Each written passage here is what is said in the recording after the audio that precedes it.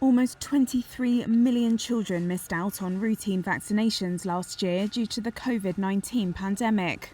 That's the highest number in over a decade, UN agencies said on Thursday.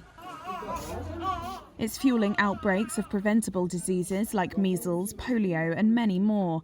Here's UNICEF's immunisation chief, Ephraim Lamango. This latest data show an alarming increase in the number of children who did not receive any vaccines at all, which we call them zero-dose children, putting fate of millions of young lives in the balance. Most of these children that missed their first dose of vaccine live in communities affected by conflicts and crisis, live in communities that are underserved, remote rural places, and they live in informal slum settings, particularly in urban poor areas. Measles is one of the world's most contagious diseases. It can be fatal in children under 5.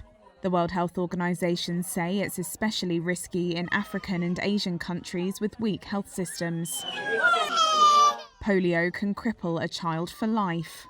The WHO and the UN said in an annual report that the gap in global vaccination coverage has set up a perfect storm, meaning children are left more vulnerable to infection just as countries begin to ease their COVID restrictions.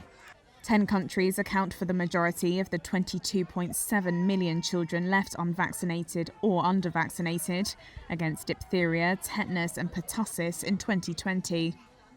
That's 3.7 million more than in 2019 and the most since 2009.